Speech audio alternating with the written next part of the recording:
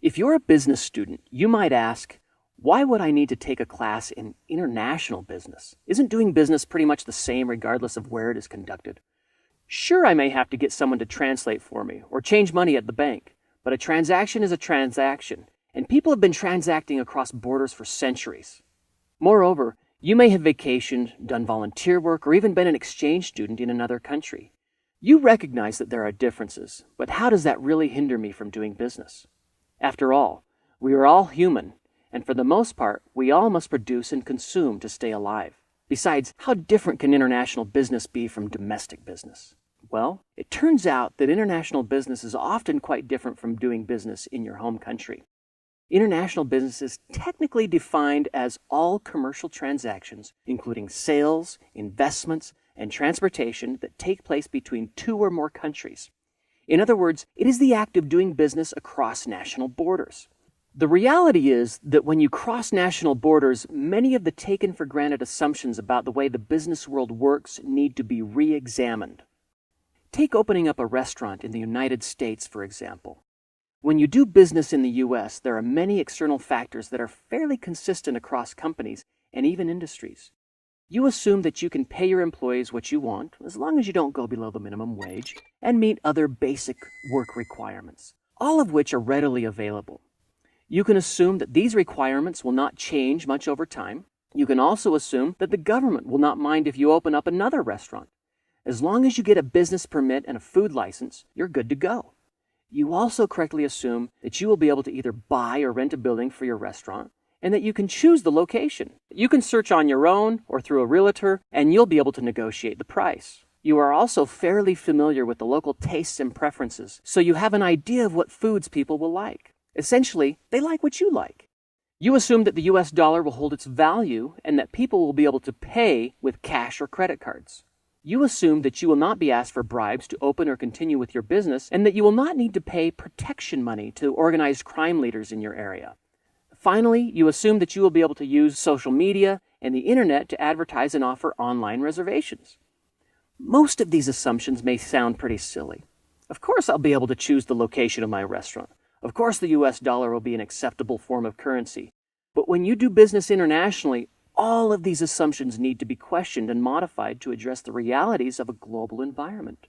In an international setting, things that were just assumptions can no longer be taken for granted and become paramount to your success. These differences across nations could be as stark as the differences one might find in doing business across planets. While you may have thought about international business before, you've probably never thought about interplanetary business. Yet, believe it or not, some people have, and they are not all Jedi or Trekkies. PayPal, for example, has a galactic initiative to figure out what future space travelers would use as cash. They admit that this would not be a reality anytime soon, but nonetheless, they want to be ready when space tourism and other out-of-this-world opportunities begin to take off. While we still haven't found intelligent life on other planets, you can imagine that if we did, there would be plenty of people wanting to do business with them. These foreign planets would represent untapped markets for your products and services. For instance, let's say you are a successful watchmaker and that your watches are sold all over planet Earth. If it were a possibility, there are 3 main reasons why you might want to start selling beyond Earth. First, you have been doing well, but because there are no new areas to expand, your business is not growing.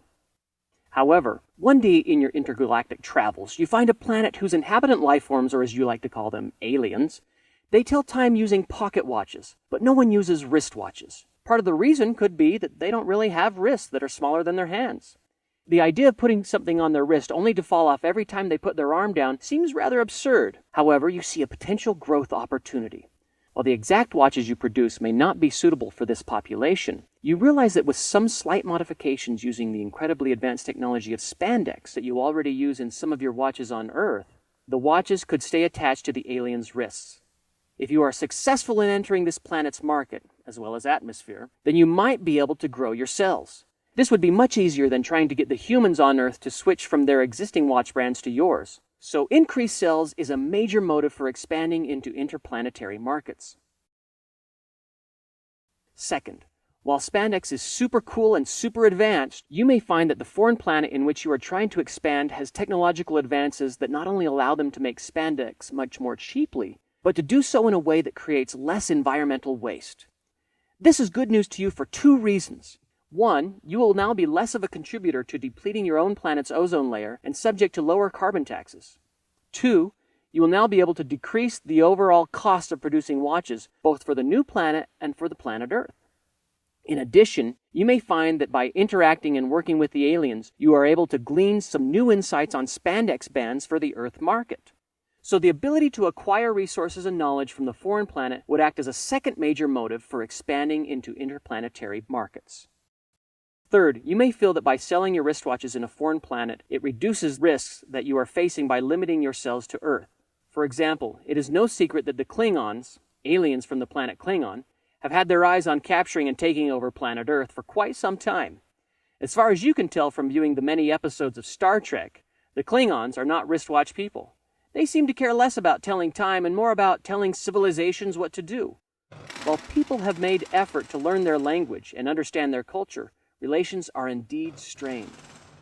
So by setting up manufacturing operations and selling your product on a separate planet, if your sales decline on Earth, then you can always count on your sales on the other planet to help you pay your bills and absorb the Klingon attacks. Everyone, at least everyone in your galaxy, knows that if you hadn't started selling to your selected foreign planet first, that it would be difficult for you to compete against Rolex at an intergalactic level. Like Switzerland, Rolex never seems to get involved in any of the intergalactic turmoil that goes around, and they seem to be well respected by most planets. Once you've decided that you want to sell your watches to this foreign planet, you need to consider how you will set up shop. First, consider what you will need to do business across planets. You probably need a spaceship to take your goods back and forth. If the planet you are doing business on is billions of light years away, do you use Federation X or do you purchase the spaceships yourself? Will the watches handle going through a wormhole, or do you have to risk going the slow way by traveling at the speed of light, risking that your customers will be dead by the time the product reaches them? Do you have to be concerned about intergalactic pirates? Will you sell directly to retail shops on the alien planet, or will you have a local partner who has your best interest at heart and understands the alien market and culture? Better yet, will you set up your own operations there so you have a local presence and can control more of the production and sales process? If you do set up your own operations, how do you go about doing this? Will you buy facilities from someone else, or will you build your own? There are many factors to consider in making this decision. These factors relate to the alien planet's economy. Do you think aliens are more likely to follow a socialistic system where government exerts more control over the major factors of production? Or do you think they would prefer a more capitalistic system where private owners decide on the terms of the transaction? Will their laws be the same as the laws you see on Earth? What if they are at war with another planet? Will their language, culture, and norms be the same? Will you need to make modifications based on these socio-cultural factors? And finally, will they have similar technologies and processes to the ones you use? Is there something you can learn from their technological environment? All of these factors influence the form your company takes and how you will manage your operations.